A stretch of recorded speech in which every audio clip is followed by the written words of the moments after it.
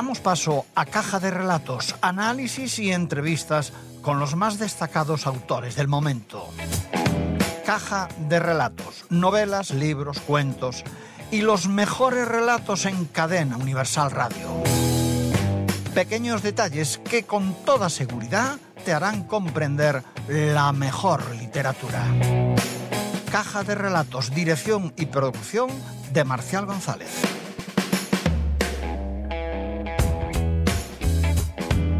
Señoras y señores, les doy la bienvenida a este espacio dentro del Cowboy de Medianoche llamado Caja de Relatos. Caja de Relatos, les recuerdo, es un espacio cultural donde los relatos, ya sean en forma de novela, libro, cuento o con cualquier otra forma de expresión, contarán con un tiempo en este espacio radiofónico. Hoy, de nuestra Caja de Relatos, vamos a extraer la novela Licencia para espiar, de la escritora Carmen Posadas. Esta escritora, Carmen Posadas, nació en Montevideo un 13 de agosto de 1953 y vivió allí hasta los 12 años. En 1965 se trasladó a Madrid con su familia. Después ha vivido en Moscú, Buenos Aires y Londres, ciudades todas en las que su padre fue embajador. Es autora de 12 novelas, más de 15 libros infantiles, 2 biografías y varios ensayos, relatos y guiones de cine y de televisión. Además, es poseedora de muchos premios, entre ellos a destacar el de 1998, cuando ganó el Premio Planeta con Pequeñas Infamias. En el 2004 obtuvo el premio Apeles Mestre de literatura infantil. En el 2008 obtuvo el Premio de Cultura que otorga la Comunidad de Madrid. En el año 2003, la revista Newsweek la señaló como una de las autoras más relevantes de su generación. En el año 2011 fue galardonada con el Premio Camilo José Cela de Periodismo. Y en el año 2014 obtuvo el Premio Cartagena Novela Histórica, entre otros premios. De sus libros, los más destacados, podíamos señalar La cinta roja, Invitación a un asesinato, El testigo invisible, La hija de Cayetana, La maestra de títeres y La leyenda de la peregrina. Su obra está traducida a más de 30 idiomas. Hoy, en este espacio Caja de Relatos, nos vamos a centrar en su última novela, Licencia para espiar. Y nuestro compañero, Alberto López, desde su estudio móvil, ha departido vía telefónica con la autora, Carmen Posadas. Así fue la entrevista. Caja de Relatos, la mejor literatura. Novelas, libros, cuentos y entrevistas con los más destacados autores del momento. En Caja de Relatos. Hoy en Caja de Relatos nos vestimos de gala para recibir a nuestra invitada de esta tarde. Nos referimos a Carmen Posadas, la gran autora uruguaya que nos recibe para hablar de su último libro, Licencia para espiar. Carmen Posadas, buenas tardes. ¿Qué tal? Buenas tardes, encantada. Bueno, en primer lugar, ¿cuál es el motivo de, después de tantísimos relatos, novelas, ensayos, artículos, literatura infantil, Premio Planeta en el 1998 y un sinfín de conmemoraciones que, si las describo, nos quedamos sin programa? ¿Cuál es el motivo, repito, de interesarse por la vida y los motivos, valga la redundancia, de los espías y escribir esta magnífica novela y ensayo que es un libro a medias entre ambos estilos? Bueno, siempre me había interesado mucho este fenómeno. Lo que pasa es que en la época que mi padre estuvo destinado a la Unión Soviética, pude ver en acción a muchos espías, porque además es que no se ocultaban. O sea, por ejemplo, bueno, era la embajada de Uruguay, sabían perfectamente que el que se traía mañana era una espía, era una estrella. Yo me pregunto qué secretos nucleares pensaban obtener de la embajada de Uruguay, secretos que eran a los americanos, a nosotros. Pero aún así, bueno, pero como te digo, en la casa, entonces, bueno, pues, como puede ver en acción, siempre me fascinó mucho este mundo.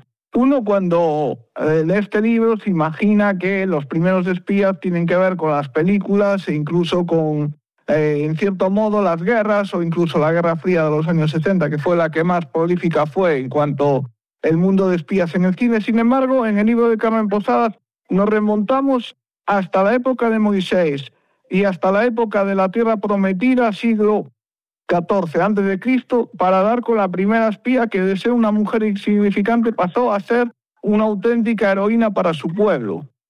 Sí, a mí también me sorprendió, porque pensar que la espía tiene que ver con la Guerra Fría. Sin embargo, en Berlín, justamente, que es un nido de espías, bueno, hay un museo, y ahí el lema que está escrito encima de frontispicio es que el espionaje es la profesión más antigua del mundo, incluso más que la que normalmente tomamos por tal, ¿no? Y yo creo que en efecto es así, ¿no? O sea, siempre el ser humano ha necesitado saber información sobre sus enemigos e incluso más sobre sus amigos. Uno nunca sabe de quién puede fiarse y de quién no. Otra de las espías que llaman la atención, en este caso grupo de espías, son las botellas venenosas, que como su propio nombre indica, envenenaban a los espiados, valga el término. Sí.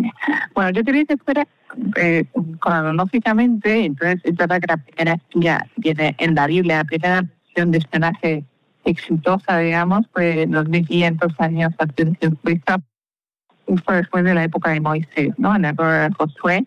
Y además hay que decir que esta espía, que no es muy conocida, que se llama Rahab, está considerada entre el pueblo judío y en concreto por el Mossad, donde los servicios secretos más importantes del mundo, es como su emblema, ¿no? Porque, bueno, rindió servicio único a la causa, o sea, es la que permite que el pueblo elegido entre en la tierra prometida, nada menos. Bueno, entonces, cronológicamente voy subiendo y después de ahí me voy a la India, que es donde actuaban estas doncellas venenosas, que me llamó mucho la atención porque yo jamás me hubiera atrevido a imaginar semejante cosa. Pero como la realidad supera siempre la ficción, pues hay que decir que en efecto había estas niñas que las entrenaban muy pequeñas a comer venenos y entonces se convertían en unas bombas venenosas ambulantes y podían, dicen, matar a un hombre solamente con un beso. Bueno, entonces quería recrear esa historia, después sigo por el mundo clásico, voy a Roma, después voy a la Edad Media y ahí aterrizo con la Valteira, paisana suya. Sí, queríamos profundizar en este tema. Cuéntenos, sobre todo para nuestros oyentes en Galicia, ¿quién era María la Valteira y por qué ese nombre tan curioso? Bueno, María la Valteira era una mujer de una clase muy acomodada. Ella heredó una enorme fortuna, lo que pasa es que se quedó huérfana muy niña y su familia estaba empeñada para quedarse con el dinero, supongo, en que se casara con un tío suyo, mucho mayor y muy feo y gorda y horrenda. Y ella se negó a eso y entonces se echó a los caminos. En aquella época hay que decir que estamos en la época de los juglares, así que yo no tenía ni idea hasta que escribí este libro que las mujeres en la Edad Media en muchos sentidos eran más libres de lo que fueron años después, incluso siglos después, hasta casi el siglo XX. No existieron mujeres tan libres como estas juglaresas, que eran muy respetadas, ellas iban de corte en corte, se ganaban la vida, en el caso de la Valteira, jugando a las cartas, a los naipes, y haciendo concursos de tiro con la ballesta. Y era muy respetada hasta tal punto que al consul Simultario, que se enamoró de ella, le hizo unas cantigas, así que en la actualidad de Dios sabe cosas, las cantigas que le dedicó a María la Valteira. Y es que el mundo de los espías tampoco fue ajeno a la conquista de América, y en este caso también habla en su libro Carmen Posadas de Hernán Cortés y de cómo se sirvió del espionaje para poder culminar la conquista de América. Coméntenos brevemente este episodio porque es muy curioso. Sí, en el fondo, todo este episodio tiene un nombre y es Malinche. Sí. Que cuando yo iba al colegio estaba considerada una traidora y una mala mujer porque supone que había sido amante de Hernán Cortés y que además había traicionado a su pueblo para que los españoles conquistaran México. Eso no es exactamente así, porque si bien Hernán Cortés conquistó México con 500 hombres y 40 caballos, un imperio entero conquistado con 500 hombres y 40 caballos, semejante cosa no habría sido posible sin la ayuda de la Malinche, que ella pertenecía a una tribu rival de los aztecas. Los aztecas eran la tribu dominante en ese momento y además entre las tribus los detestaban, que eran unos caníbales que se dedicaban a cobrarse el tributo de sangre, o sea, que quiere decir que cada tribu tenía que pegar a un número determinado de muchachos, niñas y niños, que los llevaban a la ciudad de Tenochtitlan, la actual de México, y ahí los inmolaban, los abrían en canal, les arrancaban el corazón palpitante y luego los comían porque eran caníbales. Pero incluso hacían algo peor, y es que utilizaban sus huesos para fabricar sus templos. Entonces, bueno, se puede ver hasta el día de hoy cómo los templos de los aztecas están construidos con cientos de cráneos de estos pobres infelices a los que torturaban y asesinaban. Entonces, lo que hace Malinche es hacer que el resto de las tribus, que por supuesto detestaban, como es lógico, a los aztecas, se unan con Hernán Cortés para tomar la ciudad de Tenochtitlan. Si no, jamás lo hubiera logrado. O sea que en realidad Malinche, de todas las espías que yo retrato ahí, es la que ha tenido un papel más decisivo en la historia. Si nos centramos en la época un poco más moderna y preguntamos a la mayoría de los profanos sobre el mundo del espionaje acerca del nombre de una de las espías famosas, la gran mayoría nos dirán el nombre de Mata Hari. Sin embargo, en el libro Licencia para espiar de Carmen Posadas no sale muy bien parada y sale bastante desmitificada lo que es la labor profesional de la conocida como Mata Hari. ¿Por qué llego a esta conclusión? Bueno, porque todos los libros que yo manejé para escribir Licencia para espiar, todos los tratados serios sobre este fenómeno del espionaje, ni la menciona. Digo, pero ¿cómo es posible que sea así, no? Porque si a uno le pregunta a cualquier persona, dígame un nombre de una espía, lo primero que dice es Mata Hari, ¿no? Bueno, la razón por la que ni siquiera la mencionan es porque era una pésima espía, un desastre, realmente todo lo hizo mal. O sea, ella era una gran estrella, y entonces, bueno, cuando ve su estrella declinar, que tiene 40 y tantos años, en aquella época estamos hablando de justo antes de la Primera Guerra Mundial, a los 40 años ya eras una vieja, bueno, pues ella decide que tiene que conseguir un medio de vida. Y entonces los alemanes le ofrecen ser espía. Pero inmediatamente, como era muy mal, inmediatamente la descubren y entonces los franceses le ofrecen ser doble espía. Inmediatamente se enteran los alemanes porque era malísima. ¿Cómo era? La cuestión es que llega un momento que tanto los franceses como los alemanes no les interesa tener a esta mujer trabajando para ellos, porque no había más que problemas. Así es que los franceses la utilizan en el sentido de que en ese momento Francia está teniendo una cantidad de bajas tremendas. Hay que decir que en la Primera Guerra Mundial fue una auténtica carnicería, murieron cientos de miles de personas, millones.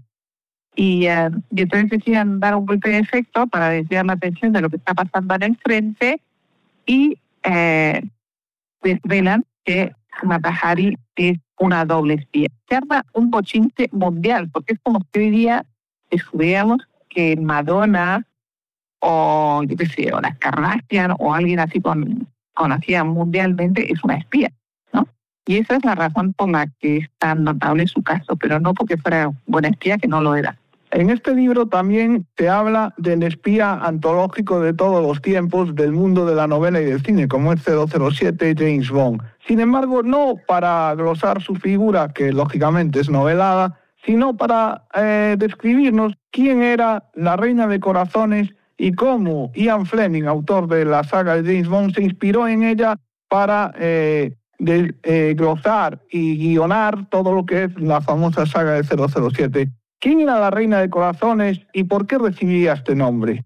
Bueno, estamos ahora en la Segunda Guerra Mundial y estamos en el estrecho de Gibraltar, que era un punto caliente, digamos, del espionaje, ¿no? Porque, claro, a través del estrecho pasan tanto los barcos aliados como los alemanes. Y entonces hay una mujer que se llama Larissa Kinsey, cuya historia no se ha conocido hasta hace muy pocos años, porque lo ha descubierto su hija, que si no, seguramente no nos habríamos enterado. Y esta mujer juega un papel, ella es ucraniana, ¿no? Y entonces, bueno, cuando los alemanes, mejor dicho, cuando los rusos invaden su país, ella se convierte en espía alemana porque piensa que los alemanes son los únicos que pueden ayudar a Ucrania a recuperar su libertad. Luego se da cuenta de las tropelías que están cometiendo los alemanes y decide convertirse en doble espía, o sea, empieza a espiar para los aliados. Tenía el nombre en clave de la reina de corazones. Y bueno, jugó un papel muy importante y Ian Fleming, que era el mismo espía, estamos hablando del autor de James Bond, Ian Fleming era un espía, por eso sabía de lo que estaba hablando. Cuando crea, con un bikini, con un puñal en la liga, ese personaje está inspirado en Larissa, la reina de corazones, que, como digo, tuvo un papel muy destacado en la Segunda Guerra Mundial y luego desapareció, se convirtió en una anónima ama de casa que se dedicó a sus hijos y a tocar el piano, y nunca nos habríamos enterado de su actuación si no fuera porque su hija, que ahora tiene 96 años, vive todavía, hace poco lo hizo público y nos dio a conocer un montón de documentos que en efecto prueban que fue así. El libro concluye con una entrevista a una espía actual, de la actualidad, de un servicio secreto que lógicamente se desconoce, que no se desvela, y en esa entrevista da dos claves que para mí son muy importantes y que es las que más nos han llamado la atención. En primer lugar, el tema del silencio como arma fundamental de cualquier espía. Y en segundo lugar, nos habla también en esta entrevista de que digamos que la vida del espía actual está muy, muy alejada de lo que se puede leer en novelas o lo que se puede ver en películas de cine que lógicamente tienen que ver con la ficción. ¿Es así? Es así. A mí me sorprendió porque, claro, me costó muchísimo conseguir esta entrevista porque obviamente los espías no hablan de su profesión, digamos, en mantener el silencio. Entonces yo dije, bueno, quien iba a entrevistar con ellos no le iba a preguntar nada de sus operaciones, ¿no? Que llaman ellos a sus actuaciones en una banda terrorista o yo qué sé, o crear un conflicto internacional, etcétera, etcétera, sino simplemente la parte humana, ¿no? Entonces le pregunté que cómo los fichaban, cómo los adiestraban y sobre todo cuál era el precio a pagar, sobre todo si uno era una mujer. Y ella me dijo que el premio más, mejor dicho, el precio más oneroso era precisamente el silencio. O sea, que ella, su marido sabía que se dedicaba, pero no sabía padres, hermanos, ni sus hijos. Y entonces, claro, te pasas la vida mintiendo a la mayoría de la gente que quieres, ¿no? Insultándote y hay una parte de tu vida que no la puedes culpar. La práctica totalidad del libro tiene como protagonistas a espías mujeres del género femenino. En este sentido, quisiéramos preguntarte, sin caer en ningún tipo de tópico, ¿qué papel juega el sexo o el arte amatorio en el espionaje a lo largo y ancho de la historia? Bueno, existe una vertiente del espionaje que se llama el sexionaje, que como su nombre indica, consiste en utilizar el sexo precisamente para este fin, ¿no? Y entonces, bueno, ya ahí en el libro cuento distintos ejemplos. Uno son las comedoras de veneno, de las que hablábamos antes, por ejemplo, que lo que hacían eran estas doncellas venenosas, pues las enviaban a los príncipes, las enviaban a un enemigo al que querían eliminar y de repente llegaba, era extraordinaria, que hablaba varios idiomas, tocaba instrumentos y era como una especie de geisha, que su función era mandar al señor al otro barrio, ¿no? Bueno, ese es uno de los muchos ejemplos de cómo se usa el sexo en el espionaje. Se sigue utilizando a tal punto que hoy día se considera que 70% de la información que los chinos consiguen de Estados Unidos, no tanto políticos como empresarios y tal y cual, se obtiene a través del espionaje. Pues, ¿qué nos quiere apuntar Carmen Posadas de todo lo que hemos desgranado de este libro, que nos haya quedado en el tintero, porque es el momento de hacer un epílogo a esta entrevista? No, nada, solamente decir que yo con este libro quería, por un lado, pasar un buen rato, que también mi intención era hacer una historia, en el fondo es la historia de la humanidad, de los autores hasta el presente, porque como es la profesión más antigua del mundo, o la segunda profesión más antigua del mundo y siempre ha estado presente, pues un recorrido desde la Biblia hasta el presente, pero siempre de una manera muy amena y personalizando cada época. O sea, cuando hablaba del mundo clásico, lo personalizaba una mujer de la época de Julio César. Cuando hablaba de la Edad Media, hablaba de la Valseira y así sucesivamente.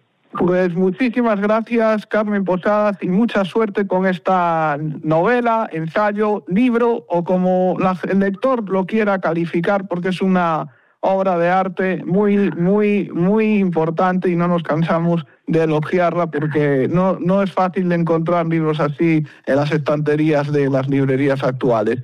Licencia para espiar. Carmen Posadas, muchas gracias y mucha suerte. Un placer, muchas gracias.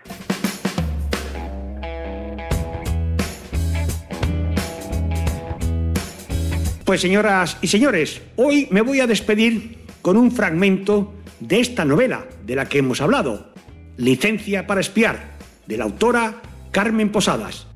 Muchas gracias por su atención y volveremos a encontrarnos en el próximo Caja de Relatos. Les dejo ya con el breve fragmento de Licencia para espiar. Si uno visita el famoso Museo Alemán del Espionaje en Berlín, en el que pueden admirarse objetos tan curiosos como paracaídas para palomas mensajeras, las más extravagantes tintas simpáticas que imaginarse pueda, o botes que atesoran olor a disidentes, una esencia que se utilizaba para enseñar a perros policía a detectar traidores. Lo primero de lo que se informa al visitante es que el espionaje es el segundo oficio más antiguo del mundo. O quizá el más antiguo, si tenemos en cuenta que desde los albores de la humanidad, para sobrevivir, ha sido indispensable informarse de qué hacían tribus rivales o enemigas. La mayoría de los estudiosos de este fenómeno coinciden en señalar que en el mundo occidental la mención documentada más antigua que existe de la actuación de espías se encuentra en el Antiguo Testamento. Allí, en el libro de los Números, capítulo 13, se explica cómo el primer M, jefe de James Bond, del que se tiene memoria, fue el profeta Moisés. Cuenta la Biblia que hacia el siglo XIV a.C., el pueblo elegido llevaba años vagando por el desierto cuando Yahvé ordenó a Moisés que enviara a 12 espías, uno por cada tribu de Israel, como avanzadilla para echarle un vistazo a Canaán, la tierra que les tenía prometida. Allá que fueron los 12, y al cabo de 40 días, 10 de ellos regresaron contando maravillas. Según su relato, el lugar que Yahvé había elegido para ellos era tan rico y prodigiosamente fértil que los racimos de uva que allí crecían eran tan descomunales que hacían falta 2 hombres para cargar con uno. «Conquistemos ya esa tierra de leche y miel y seamos felices para siempre», exclamaron los 10. Los 2 espías restantes no desmintieron el relato de sus compañeros, pero argumentaron que había un serio inconveniente. Los moradores de la tierra prometida eran gigantes. «Tened por seguro que ante ellos nos veíamos como grillos», explicaron a Moisés y al resto de la concurrencia. «Además, en ese lugar no se puede vivir. Es tan malo que las personas mueren como si se las tragara la tierra». Al oír esto, el pueblo se enfrentó a Moisés lamentándose. ¿Por qué nos trae Yahvé a esta tierra? ¿Para caer a espada nosotros, nuestras mujeres y también nuestros hijos? Tales palabras no tardaron en llegar a oídos de Yahvé, que por aquel entonces no se caracterizaba precisamente por la largura de su paciencia, así que llamó de inmediato a Moisés.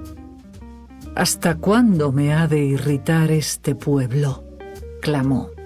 «¿Hasta cuándo me negará la fe con todas las señales que he hecho en medio de ellos? Los heriré de peste, los destruiré y a ti te pondré al frente de gentes más grandes y fuertes que ellos». A Moisés le costó lo suyo aplacar la cólera de Yahvé, pero por fin, después de mucho negociar, consiguió sellar con él un pacto. Yahvé no destruiría a su pueblo, sino que lo condenaba a vagar 40 años por el desierto antes de acceder a la tierra prometida. En el pacto se especificaba además que Moisés no llegaría a poner los pies en ella, pero se le permitiría admirarla desde lejos antes de morir. Tal es el relato que la Biblia hace de la primera misión de espionaje. De ella se desprende que, por una defectuosa y contradictoria labor de inteligencia por parte de los enviados de Moisés, una que, por cierto, se estudia aún tanto en la CIA como en el Mossad, la misión acabó en fiasco. De todas formas, hay que señalar que tras casi medio siglo de vagabundeo por el desierto, esta primera novela de espías tuvo un epílogo feliz, uno que también se enseña como ejemplo en la CIA y en el Mossad, y que tiene como protagonista a la primera mujer de la que se sabe que ejerció labores de espionaje.